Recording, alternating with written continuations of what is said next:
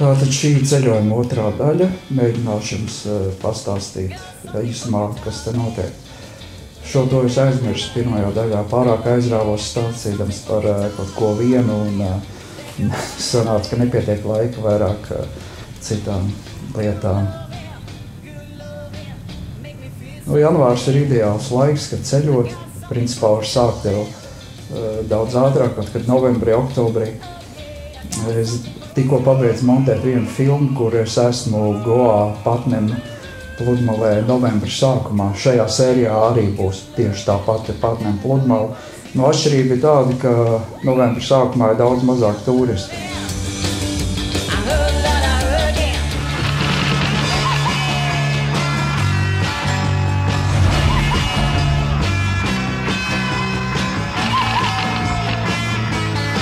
Viens motobraucējs bija apslims, tāpēc kaut kādu daļu ceļu mēs te bijām mazliet sašķēlušies, bet visi kopā beidzot savācāmies Goā.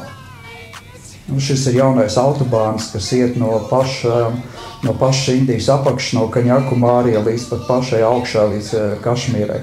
Protams, visur viņš nav vēl gluži pabeigts, bet dažās vietās tur riktīgi 6 joslas.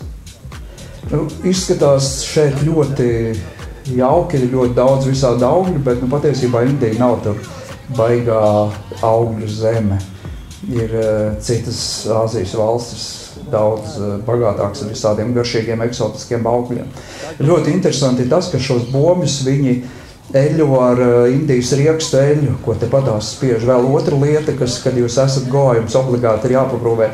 Indijas rieksta auglis ir tās ļoti interesants. Tur ir tāda gaļīga, sulīga, milzīga daļa, no kuras spiež sulu, un tad to sulu raudzē un dzen džindžu, un saucās, es aizmiršu, kā reifburta bija, Goā būsiet, paprovēsiet. Šis ir tradicionālais rietumu turistu izklaides veids, kaut kur iesaistīties vietējās nodarbībās. Es esmu gan zvejniekiem tīklus palīdzējis vilkt, gan visādi laivas un tā tālāk. Tā ir tāda žanra klasika, kā izklaidējās baltie mērkeķi. Protams, vakarā vienmēr ēšana, protams, zivis, jo visu kaut ko citu var paēst, visu kaut kur citur, bet Goā jāizmanto tiem, kam garšo jūras veltes, un Goā virtuve ir ļoti laba. Protams, ne jau katrā restorānā varbūt arī ideāli. Šeit var redzēt, ka tā Ražbagas pludmale, kas ir tieši blakus Patnemai, ir galīgi tukša, bet tur ir tie biezās arī viesnīcas. Šis ir tepatās netālu sestdienas tirdziņš, un te bija ļoti interesants moments, kā bullis Oskaru uz ragiem pacēla. Tāds mazliet matadors, jeb teriodors. Protams, visur, kur vien varējām, līmējām šito Putlerhuilo uzlīmes, taču pēc pāris dienām es pamanīju, ka bija norautas nost.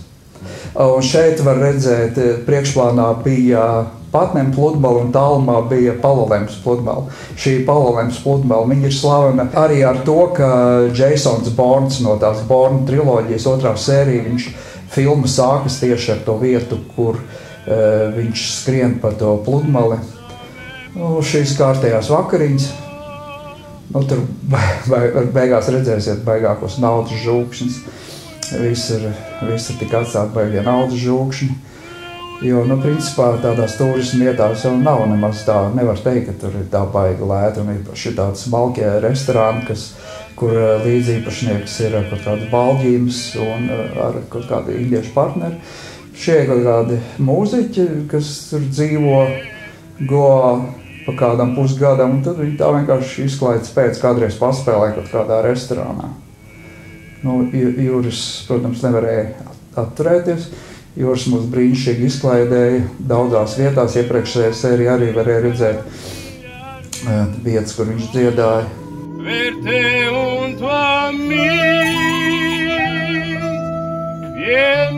Ļoti interesanti bija iepriekšējā sērijā tā vieta, kur viņš dziedāja kupola iekšpusē, kur bija tāda atbalsts visu laiku. Te īpašniece kaut kāda vācieta. Ļoti interesanti izrādās, ka šitais krogs ir ļoti sen, un es uz Patnemu arī ļoti sen jau braukāju, bet es viņu nebiju pamanījis. Viņš ir tik neuzkrītošs. Es viņai gribēju mazliet tā kā ieminēties no mārketinga viedokļa, ka nu vajag kaut ko izdomāt, kaut kādu, nezinu, ķirsīti izdomāt, ko uzlikt uz kūks, jo tas viņas kroks vispār nav pamanāms. Viņš ir tieši tādā 90 grādu pagriezienā, un es tur viņam esmu braucis garām neskaitāmas reizes, pat nebija iedomājies, ka tur vispār restorāns ir.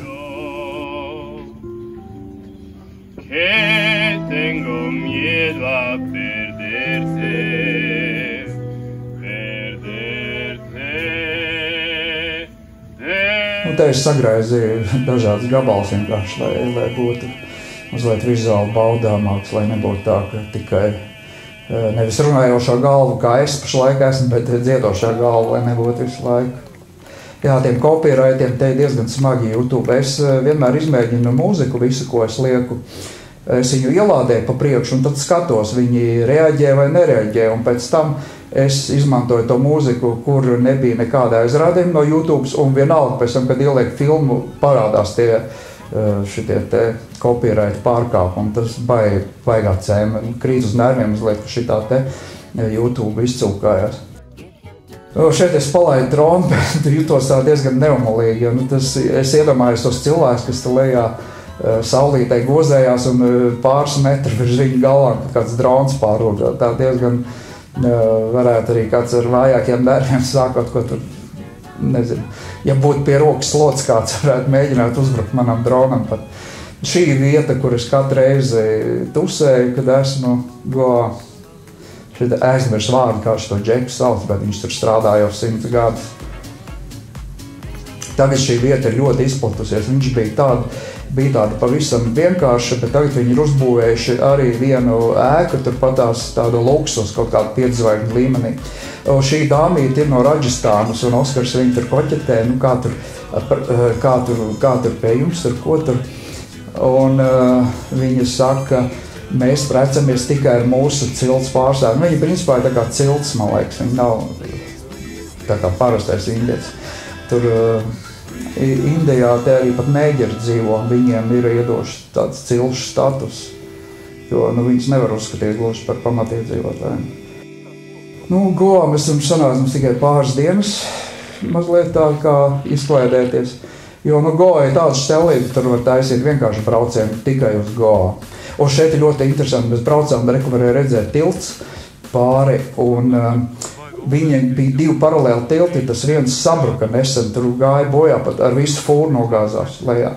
Šeit bija tāds ļoti interesants štelīt, es tagad palaidu dronu zem akmens, un kad viņš palidoja zem akmens, viņš zaudēja saikni ar šitiem te satelītiem, un tūlītās varēs redzēt, kad viņš sāk pēkšņi baigo ātrumu un ietriecās, tā spēcīgi ne, bet viņš ietriecās akmenī, bet šitam mazajam dronam viņam ir tāda aizsargi apkārt propelleriem, tā kā viņam nekas tur tāds nenotika. Es nesen pirms gada pazaudēju dronu Himalajos, un domāju, ārprāts, man vēl viens drons tagad jāpazaudē. Bet viss beidzās veiksmīgi. Tagad mēs esam Gokarnā. Gokarna ir ļoti līdzīga Goā pēc būtības, bet Gokarna ir jau Karnataks štatā. Šeit ir jau citi nodokļi, tātad visādi tur, kas grib iedzert vai kaut ko, tas viss te maksā dārgāk. Un publika arī šeit vairāk tāda omniska, vairāk tādi šitie visādi, kas tur meditē, jogas taisa un tur meklē sevi un tā tālāk vairāk apmetušies. Tas bija tāds kaut kāds interesants ezers, es redzēju filmu par viņu, tur viņš skaitās tās ļoti svēts, kas ar šivu tur ļoti saistīts. Šeit ir tāda mazliet jociņu. Šis ir, starp citu, mēs šajā sērijā netālu būsim no tā ezera, kur tā ir meitene no Nepāls, un viņa tajā ūdenskrātuvē peldē tieši ar šito pašu riņķi. To riņķi, principā, es nopirku tieši dēļ tā, kas pašlaik te notiek. Un es kaut kad biju iedomājis, ka būtu smieklīgi kādreiz manos ceļojumos uzņemt kādu šitādu Benny Hilla parodiju, kur es tur ņemos un nevaru ielīst riņķi, tāpēc es viņu tikai nopirku. Un tagad beidzot veiksmīgi tas viss tika paveikts, un to piepūšamo riņķi uzdāvināja tur kaut kādai mazai indiešu meitenītei, kas pludma elektru ņēmās. Es biju pārsteigts, ka mans Wi-Fi automātiski pieslēdzās. Izrādās 2022. gadā es šajā restorānā biju bijis. Jā, un toreiz ievadīja telefonā Wi-Fi paroli, un tā mans telefons atcerējās arī šoreiz.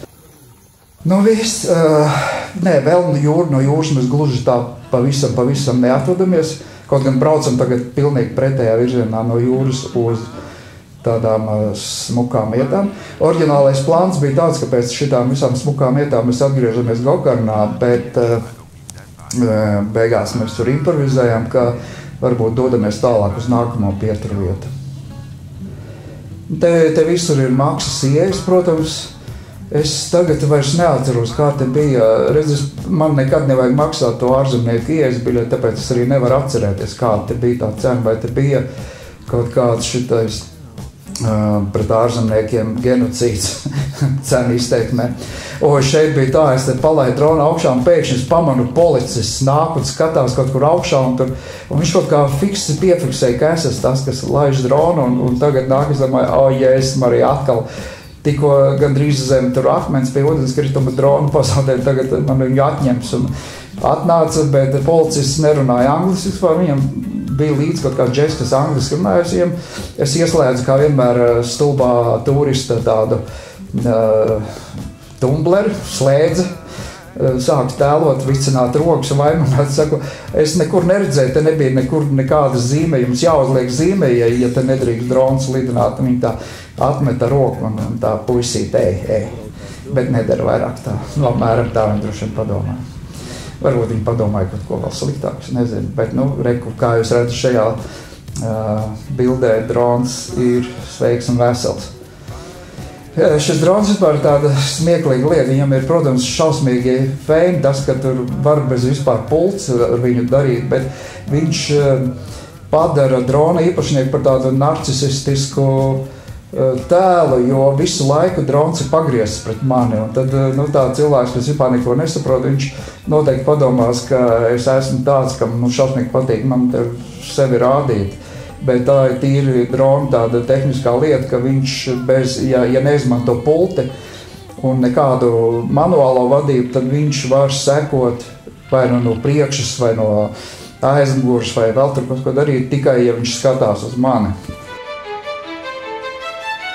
Tā, šī laikam ir 3. reize mūžā tikai, kad es braucu pa pludmali. Pirmo reizi es pa pludmali braucu Šrilankā. Tur man bija riktīgs enduro mods, tur vispār neviena cilvēka nebija. Jā, un šī vieta tāda interesanta. Vispār, kamēr es vēl varu iebilst kaut ko, šis maršruts vispār bija es teiktu, ka pārspļaut viņu būs ļoti grūti, jo tas, kā mēs izbraucam, tas bija brīnišķīgi, un arī Jānis, kurš piedalījās iepriekšējā braucienā, teica, ka viņam šitais labāk patīk nekā tas, kas bija pirms gada.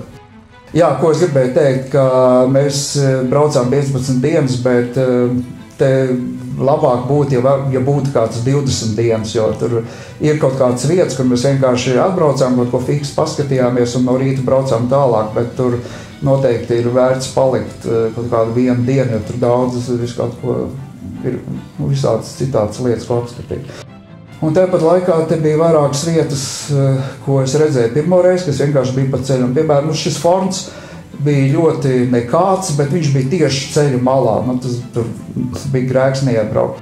Šeit savukārt, es nezinu, uz šeien es noteikti vairs nebraukšu, jo te nebija nekas tāds baigi īpaši. Protams, interesanti bija paskatīties šo skolu, kā bērni tur raksta uz sienām, pilnīgi viņam tur ar tāfeli nepietiek. Un smieklīgi tādi mazie bērni ir maziņa lauka skoliņa tāda. Lūk, šitais ir tas objekts, es viņu atradu Instagramā kaut kādos rīlos, tur viss tik zaļš un skaisti izskatījās, jo filmēts bija musonu laikā, bet tagad tur visu zāli bija izdegusi un arī nekas tur tāds īpaši nav. Šī gan tāda ļoti īpatnēja vieta. Es kaut ko šitādu arhitektūru templim vispār Indijā, man liekas, tāda nav vairāk neviena, tas kaut kas tāds baigi jocīgais. Pilnīgi netipiski tā centrālā ēka, tādas tempļus nebūvē.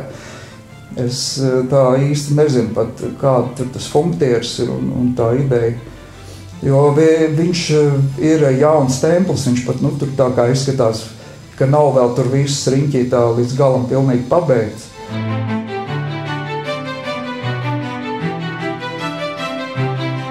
Te arī viena vietiņa, nu arī tāds it kā nekas īpašs. Tajos, piemēram, var redzēt visu zāli tādu izdegusi vietām, kaut kas zaļš ir, bet tajos video, kā es viņu atklāju, tur viss bija tik zaļš un skaists. Šajā ziloņu kaut kādā kempingā mēs nonācām pilnīgi nejauši, jo plāns bija palikt Šibamogas pilsētā, bet tur izrādījās kaut kāds vietējais biezais, vietējā biezā dēlam vai meitai bija kāzas, un pilnīgi visas, kaut arī tā pilsēta nebija nekāda baigi maziņā, visas pilnīgi viesnīcas bija aizņemtas, tur bija tie kāzu viesi sabraukuši.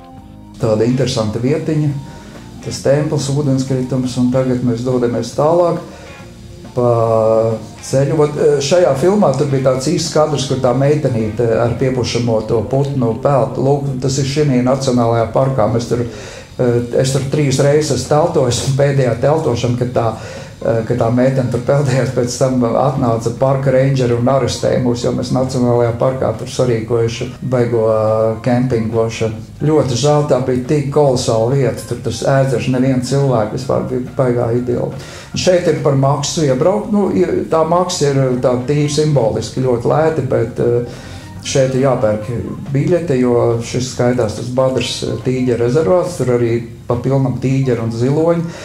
Tur, kur es minēju, ka te mēs teltojām, tur pirms kaut kādu laika, toreiz, kad tie rangeri mūs arestēja, mūsu telts atradās ziloņu sūdu tūmā, tur viss riņķī bija tās ziloņu kakas, un daudz no viņām bija pilnīgi svaigas, tāds riktīgi smirdēja vēl, un varēja redzēt, ka nesat zilonīši te gājuši, pakakājuši, un tur vēl izmīcītas baigās takas bija. Tas vēl bija tā diezgan neomalīgi. Tagad mēs esam jau laukā no tā rezervāta, bet turpinam braukt. Šis tāds ļoti skaists, viens no skaistākiem Karnataka štatā ceļiem, tieši viņš iet pa to kalnu grēdu, tur, kur mēs iebraucām, un tad tā viņš turpinās pa grēdu, tad izbraucām no tīģeru rezervāta. Pie izbraukšanas viņi pārbauda arī to čeku, pa to biļeti.